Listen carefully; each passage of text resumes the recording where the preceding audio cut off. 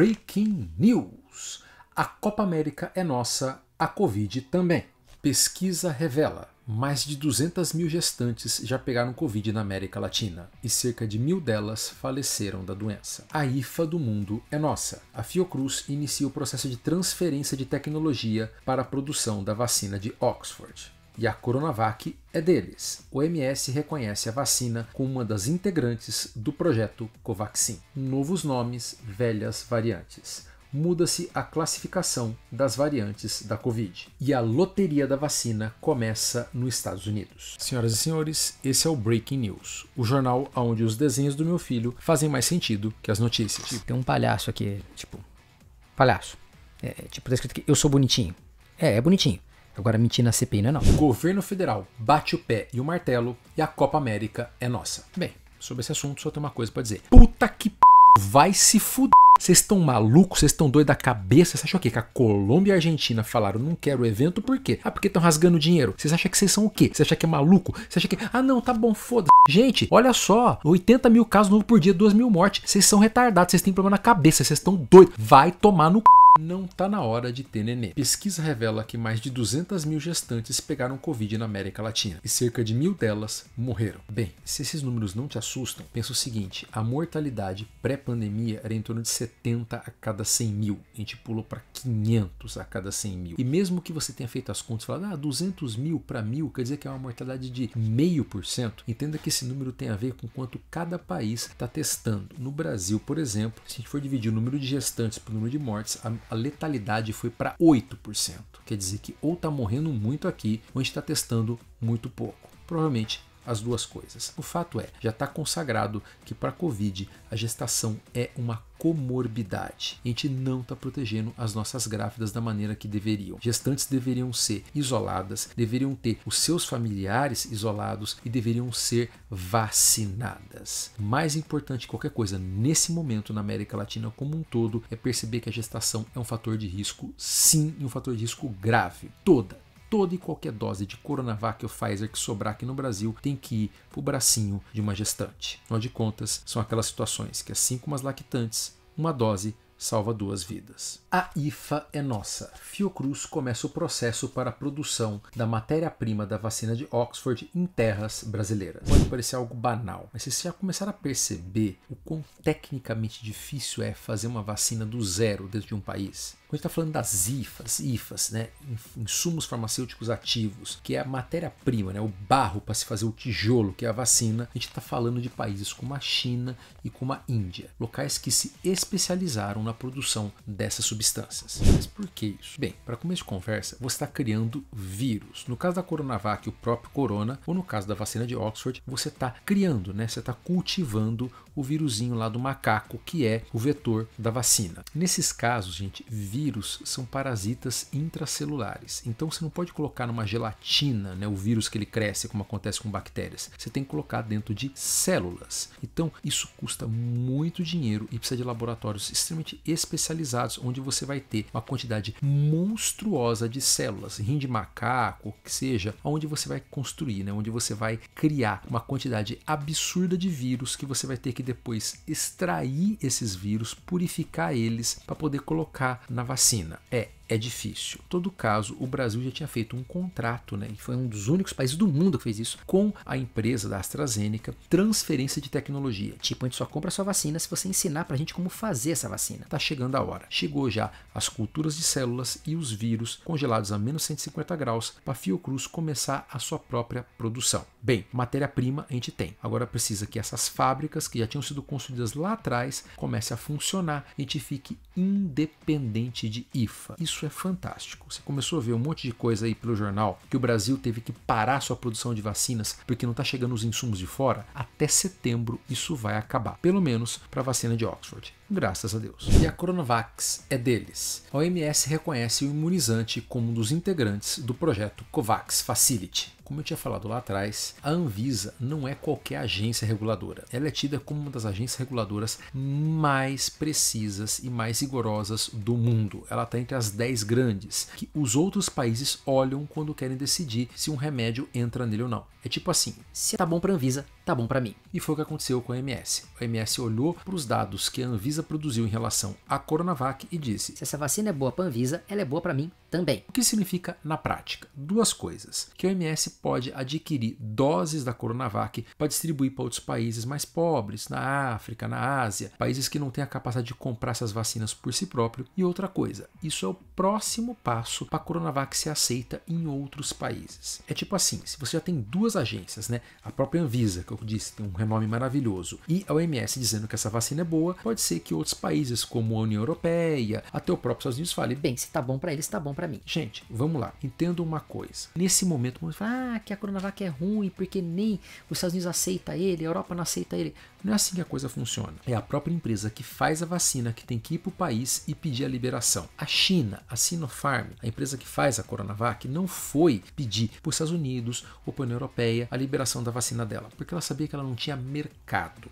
Ela não tinha para quem vender porque os caras já tinham comprado tudo de Oxford e de Pfizer. Agora, o brasileiro, ele é um turista, entendeu, para esses países. Então, é óbvio que a Europa, que os Estados Unidos quer o turista brasileiro. Então, quando a coisa acalmar, quando a coisa baixar, é natural que Estados Unidos e Europa aceitem a Coronavac como uma vacina que imuniza. Tipo assim, quem tomou Coronavac vai poder entrar nesses países. Nesse momento, não está acontecendo porque mesmo quem tomou Pfizer no Brasil não está podendo entrar lá. Ninguém. As fronteiras estão fechadas para a gente não por causa das vacinas que a gente usa, mas por causa da quantidade de vírus que a gente tem. Porque a pandemia aqui está descontrolada. Mesmo assim, é uma boa notícia. Quer dizer que a nossa vacina foi reconhecida por um outro órgão internacional e é mais um caminho para que quem tomou Coronavac tenha um passaporte imunizante para o resto do mundo. Novos nomes, velhas variantes. A OMS muda a classificação das variantes da Covid. Bem, vamos explicar isso aqui porque parece besteira, mas não é. Aquela coisa de chamar cepa britânica, cepa sul-africana, cepa indiana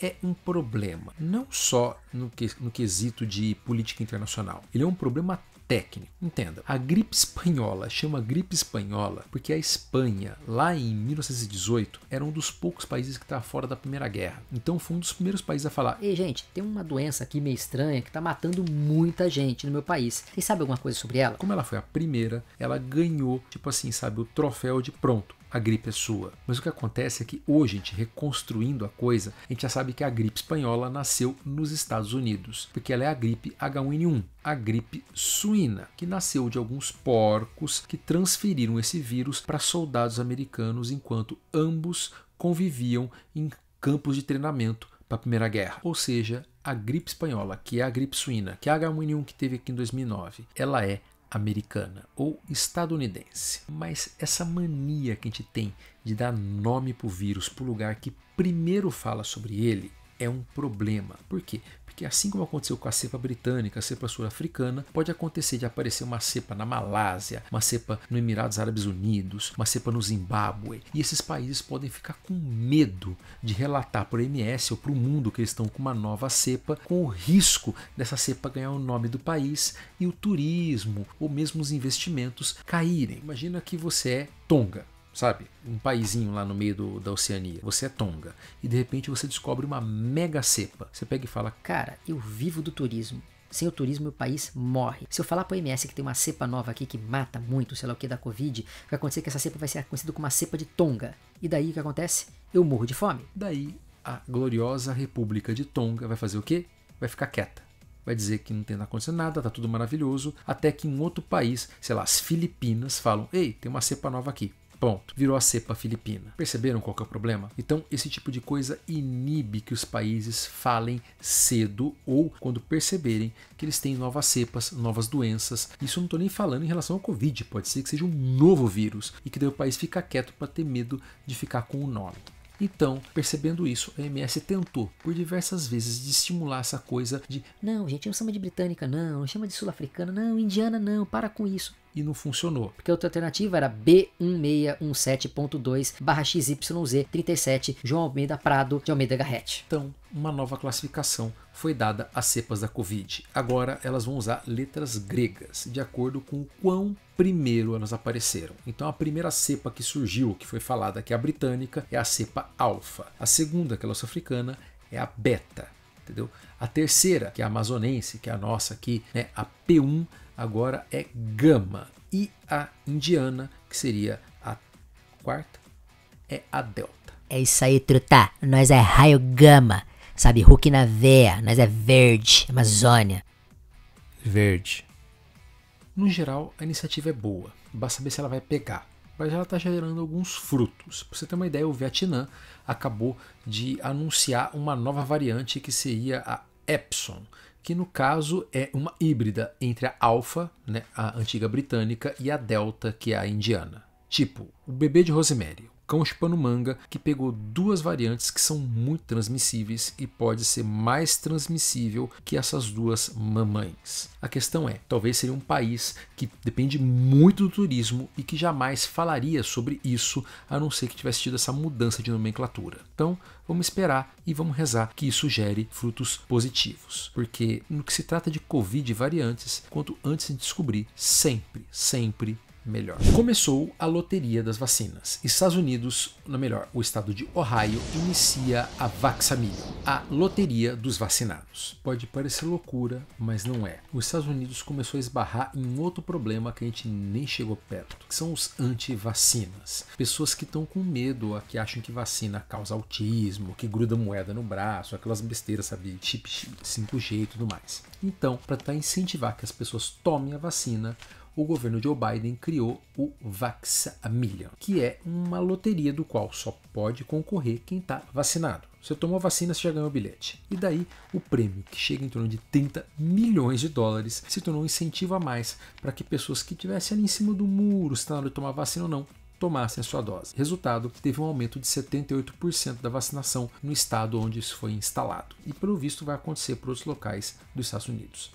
Isso é um problema para eles, gente. Eles estão naquela faixa de 60%, 50% das pessoas com 2 doses e não estão conseguindo progredir. E o Joe Biden sabe que para resolver o problema ele tem que ter mais de 70% da população vacinada, como aconteceu em Israel. Por isso, todo e qualquer tipo de incentivo como esse é válido. E esse foi o Breaking News dessa semana. E uma prova de que o mundo é um lugar injusto. Afinal de contas, uma pessoa com dinheiro que saia do Brasil hoje, fique 15 dias no Panamá e vá para os Estados Unidos tomar uma vacina da Pfizer, que tem de graça em qualquer farmácia, corre o risco de ficar milionário. E eu, que tive que sair no braço para tomar minha Coronavac, não ganhei sequer um pirulito.